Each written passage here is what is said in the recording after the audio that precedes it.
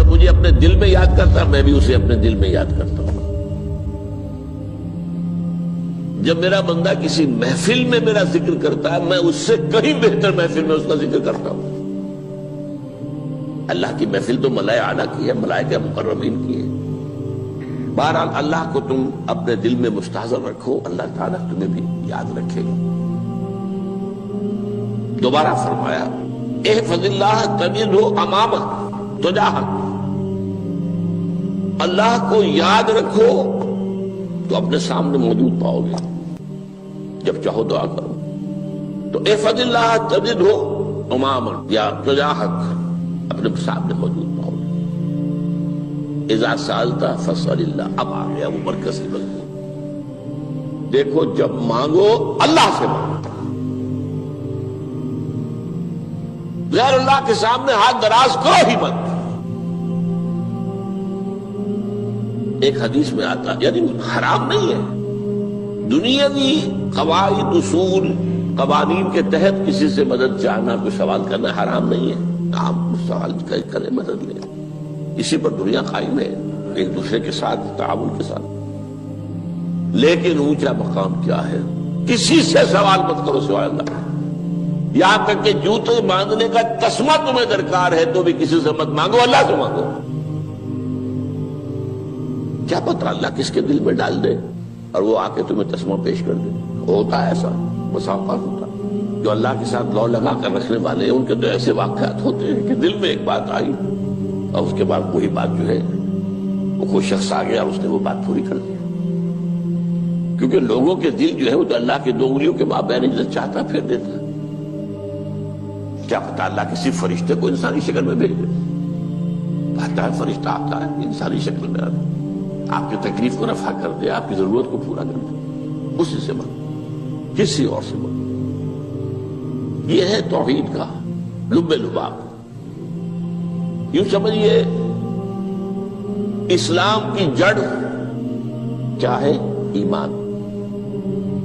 اسلام کا جو خارجی نظام عمل ہے، انفرادی اعمال ہو اجتماعی ہو، ان سب کی روح رواں کیا ہے؟ ایمان.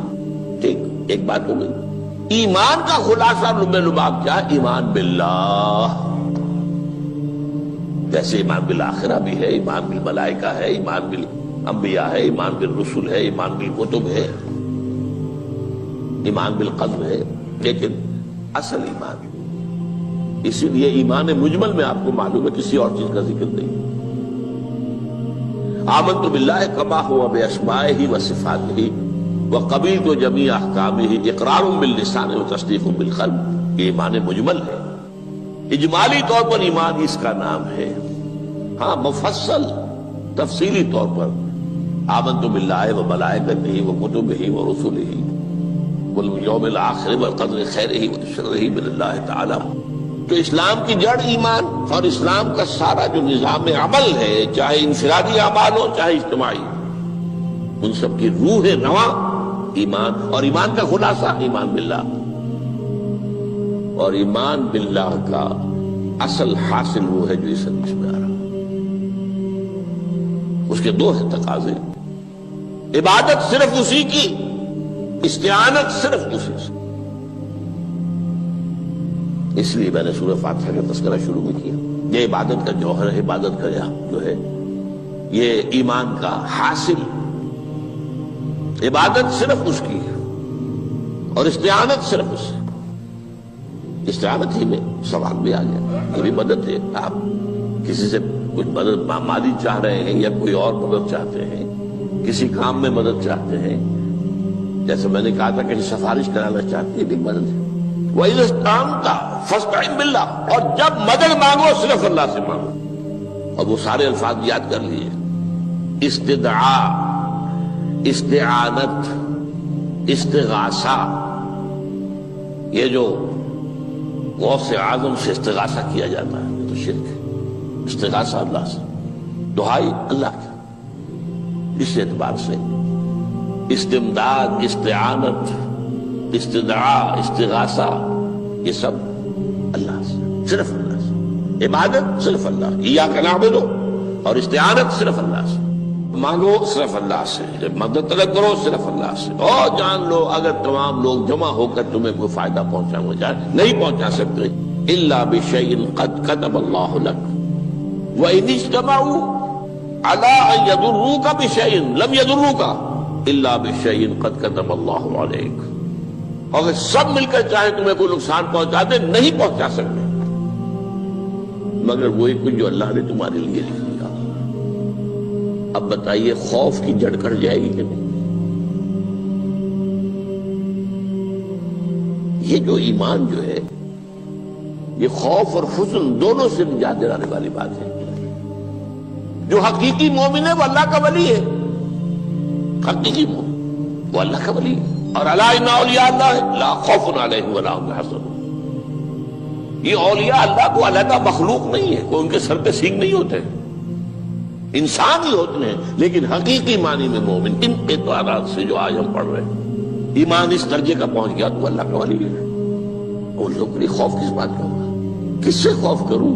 اس کے ہاتھ میں کچھ ہے ہی نہیں، اور اگر کچھ اللہ نے میرے لیے لکھ دیا وہ آ کر رہے گا، چاہے میں لاکھ گڑ گڑاؤں اس کے سامنے کہ مجھے چھوڑ دے، اگر اللہ نے لکھا وہ آیا وہ تو آئے گا، تو کاہے کو اس کے سامنے گڑ گڑانا، کاہے کو جبرسائی کرنا اس کے سامنے، اور کسی کے ہاتھ میں کچھ ہے ہی نہیں، میرا خیر ہے ہی نہیں، کاہے کو خوشامد کروں اس کی۔ اور سنیے رفعت الاقلام، دیکھو نوجوان قلمیں اٹھا لی گئی ہیں، وجفت الصحف، اور جو رجسٹر ہیں صحیفے ان کی سیاہی خشک ہو چکی ہے، یہ ہے وہ اللہ کا علم، اس میں ہر شے لکھ دی گئی ہے، اس کی قلم اٹھا لیے گئے۔ جیسے آپ کو معلوم ہے امتحان ہوتا تھا 3 گھنٹے ختم ہو گئے، اسٹاپ رائٹنگ، بس اب قلم رک جانا چاہیے۔ وہ قلم تو تقدیر کا کاتب جو ہے وہ قلم اس کا اب اٹھا لیا گیا، اور جو صحیفے جن پر لکھا گیا وہ خشک بھی ہو گئے۔ یہ تو روایت ہے جو امام ترمذی نے جس کو روایت کیا، یہ متن ان کا ہے جو ہم نے پڑھا ابھی، اور ان کا قول یہ ہے کہ یہ حدیث حسن صحیح ہے، لیکن یہی روایت اور انہی راوی سے عبداللہ ابن عباس سے رضی اللہ تعالیٰ عنہما اور بھی محدثین نے کی ہے، تو اس میں سے ایک اور متن جو ہے وہ یہاں پر امام نووی نے دے دیا ہے۔ احفظ اللہ تجدہ امامک، یہ تو پہلا وہ ٹکڑا تھا، وقت جاہک تھا، یہاں امامک ہے، امام مطلب ایک ہی ہے، اپنے سامنے پاؤ گے۔ اللہ کی حفاظت کرو، اللہ کو دل میں، اللہ کی یاد کو محفوظ رکھو، گویا کہ اللہ کو مستحضر رکھو۔ ذکر اللہ کے معنی کیا ہے؟ استحضار اللہ فی القلب، یہ ذکر اللہ ہے۔ جنہیں ہم ذکر سمجھ بیٹھے ہیں وہ ذکر کے ذریعے اقیم الصلاۃ لذکری، نماز قائم کرو میری یاد کے لیے، نماز ذریعہ ہے یاد کا۔ یہ علیحدہ بات ہے کہ آپ نے 17 رکعتیں بھی پڑھ لی ہو عشاء کی اور یاد آپ کو آئی ہی نہیں کوئی، آپ تو ایک میکینیکل انداز میں جو ہے وہ اٹھک بیٹھک کر رہے ہیں اور آپ کی زبان سے کچھ بھی نکل رہا ہے، تو اس کا آپ کے شعور سے، دل کی گہرائی سے کوئی رابطہ ہے ہی نہیں، وہ ذکر تو نہیں ہوا۔ ہاں نماز فرض تھی وہ ادا ہو گئی، آپ کی فرض ادا ہو گئی۔ تو جنہیں ہم نے ذکر سمجھا وہ ذرائع ذکر ہے، اللہ اللہ سبحان اللہ سبحان اللہ زبان سے، یہ تاکہ اس کے نتیجے میں وہ ذکر حاصل ہو جائے۔ استحضار اللہ فی القلب، ذکر کے معنی ہے استحضار اللہ فی القلب۔ تعرف الی اللہ فی الرخاء، اور دیکھو کشادگی کے وقت میں تم اللہ کو یاد رکھو، اللہ کی طرف رجوع کیے رہو، بھول نہ جاؤ۔ وہ نہ ہو جو کبھی کہا تھا، بہادر شاہ ظفر کے اشعار میں سے بہت زور کا شعر ہے، ظفر آدمی اس کو نہ جانیے چاہے کتنا ہی ہو فام زکا، جسے عیش میں یاد خدا نہ رہی، جسے تیش میں خوف خدا نہ رہا۔ وہ ہے کشادگی کی حالت میں، جبکہ تمہارے لیے کشادگی ہے، اللہ کی طرف رجوع کیے رکھو۔ یعرف کا فی الشدہ، تو اللہ اپنی توجہ تم پر رکھے گا شدت کے وقت میں، جب تمہیں کوئی تکلیف ہے اس تکلیف کو تم پر آسان کر دے گا۔ تکلیف تو آنی ہے، لکھی ہوئی ہے، وہ تو آئے گی، لیکن یہ کہ اللہ تعالیٰ اس کی شدت کو، ایک ہی چیز ہے جس کو ایک انسان بہت شدت کے ساتھ محسوس کر رہا ہے، دوسرا آدمی اتنا نہیں محسوس کر رہا ہے، احساس کا معاملہ ہوگا نا۔ وہ تو اصل میں اگر انسان کی نرز کٹی ہوئی ہے تو احساس ہوگا ہی نہیں، سرے سے نہیں ہوگا۔ تو اس اعتبار سے اللہ تعالیٰ تمہارے لیے وہ شدت کی کمی کر دے گا۔ وَاعْلَمْ أَنَّ مَا أَخْطَأَكَ لَمْ يَكُنْ لِيُصِيبَكَ، اور جان لو جو چیز تم سے چھوٹ گئی ہے، رہ گئی ہے، وہ ہرگز تمہیں ملنے والی نہیں تھی۔ اب آپ نے کسی ملازمت کے لیے درخواست دی ہے، درخواستیں مانگی گئی ہیں، اپنی سی محنت کر لی، نہیں ملی ملازمت، اب آپ بیٹھے ہوئے افسوس میں، رنج میں، غم میں، فلاں نے یہ کر دیا، فلاں نے یہ کر دیا، وہ فلاں جو ہے بڑی تکڑی سفارش لے آیا تھا، فلاں نے رشوت دے دی۔ چھوڑو میاں اس کو، وہ تمہارے لیے نہیں تھی۔ کاہے کو اپنے ذہن کے اندر یہ کھچڑی پکا رہے ہو بیٹھے ہوئے؟ خواہ آپ شاید سوء ظن میں بھی مبتلا ہو رہے ہو، کسی نے نہ رشوت دی اور آپ سمجھتے ہو کہ رشوت دی ہے اس نے۔ یہ ساری چیزیں جو ساری سیئات، ان کی جڑ کٹ جائے گی۔ وَاعْلَمْ أَنَّ مَا أَخْطَأَكَ لَمْ يَكُنْ لِيُصِيبَكَ وَمَا أَصَابَكَ، جو چیز تم پر آ گئی، لَمْ يَكُنْ لِيُخْطِئَكَ، ہو ہی نہیں سکتا تھا کہ وہ تم پر نہ۔ یہ کر لیتا تو ہو جاتا، شاید یہ کر لیتا، میں نے ٹیکا پہلے لگوا دیا ہوتا تو یہ بات نہ ہوتی۔ بھائی وہ جو ہونا تھا وہ ہونا تھا۔ اب یہ وہ چیز ہے جس سے انسان میں کیفیت پیدا ہوتی، تسلیم و رضا۔ ہم بھی تسلیم کی خو ڈالیں گے، بے نیازی تیری عادت ہی صحیح، اے اللہ جو تو نے چاہا مجھے قبول ہے۔ اسی لیے میں نے آپ کو آیتیں سنائی سورہ تغابن کی، ما اصاب من مصیبت الا باذن اللہ، کوئی مصیبت نہیں آتی مگر اللہ کے اذن سے۔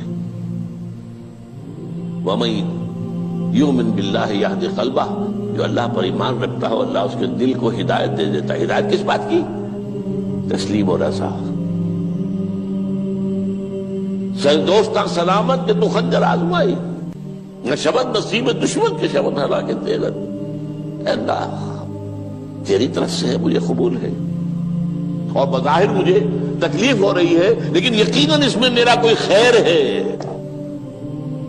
بیدک الخیر، تیرے ہاتھ میں تو خیر ہی خیر ہے، جو بھی تیری طرف سے آئے۔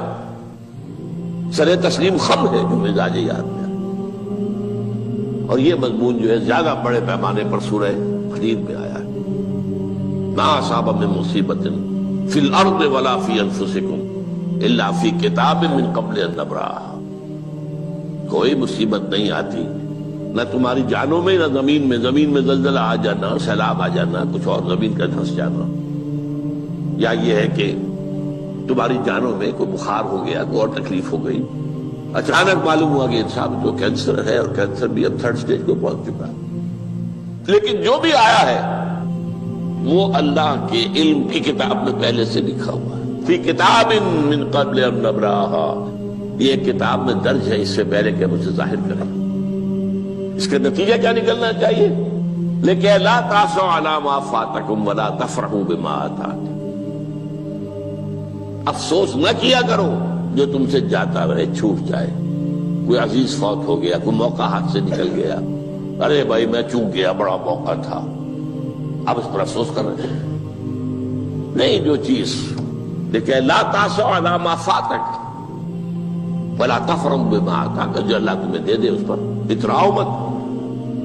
وما اصابک لم یکن لیخطئک واعلم ان النصر مع الصبر، اور جان لو اللہ کی مدد صبر کے ساتھ آتی ہے، جو آئے اس کی طرف سے جھیلو، زبان پر کلمہ شکوہ اور شکایت نہ آئے، اللہ سے شکایت نہ آئے، تسلیم و رضا، جو تیری رضا ہے۔ تیری صحت ہمیں منظور ہے لیکن اس کو، مولانا محمد علی جوہر ایک مرتبہ جیل میں گئے، ایک بیٹی بیمار ہوئی، فوت ہو گئی، اس کے بعد دوسری مرتبہ پھر جیل میں گئے، دوسری بیٹی کو وہی بیماری ہوئی، جیل میں اطلاع ملی کہ بیٹی کو یہ بیماری ہو گئی ہے، تو خط لکھا ہے اشعار کی شکل میں کا آخری شعر یہ ہے: تیری صحت ہمیں منظور ہے لیکن اس کو نہیں منظور تو پھر ہم کو بھی منظور. ہم تو چاہتے ہیں میں بیٹی کے تجھے شفا ہو جائے، اسے منظور نہیں تو پھر ہمیں بھی منظور. وَعَلَمَ أَنَّ النَّصْرَ مَعَ الصَّبْرِ وَأَنَّ الْفَرَجَ مَعَ الْكَرْبِ. فرج، فراخی، کھل جانا کسی چیز کا، یہ ہے کرب کے ساتھ، تکلیف کے ساتھ. تکلیف ہوتی ہے ساتھ. اللہ نے قانون بنایا ہے دنیا کا. اب آپ اندازہ کیجئے بچے کی ولادت میں ماں کو کتنی تکلیف اٹھانی پڑتی ہے. آج کل تو فیشن ہو گیا ہے، سیدھے سیدھے جاؤ، آپریشن کراؤ، تکلیف سے بچ جاؤ. لیکن یہ ہے کہ یہ بھی آپ کے علم میں ہوگا، وہ ساری تکلیف جیسے ہی بچے کو لا کر ماں کے برابر لٹایا ہے، ساری تکلیف ختم. پھر جو راحت اس سے میسر آتی ہے. ان الفرج مع الکرب وان مع العسر یسرا. اسی لیے میں نے وہ آیتیں بھی پڑھی تھی، ان مع العسر یسرا ان مع العسر یسرا. اس دنیا میں یہ اللہ نے نظام بنایا ہے، سختیاں جھیلنی ہی ہوں گی. لقد خلقنا الانسان فی کبد. ہم نے انسان کو پیدا کیا مشقت کے اندر، مشقت تو کرنی پڑے گی. کسی کی جسمانی مشقت زیادہ، کسی کی ذہنی مشقت زیادہ، مشقت سے چارہ کسی کو نہیں. تو یہ ہے ان مع العسر یسرا. رب رب کر دے بڈھے ہو گئے اتے ملا پنڈت سارے. رب دا کھوج کھرا نہ لبا اتے نہ کیتے بئی نظارے.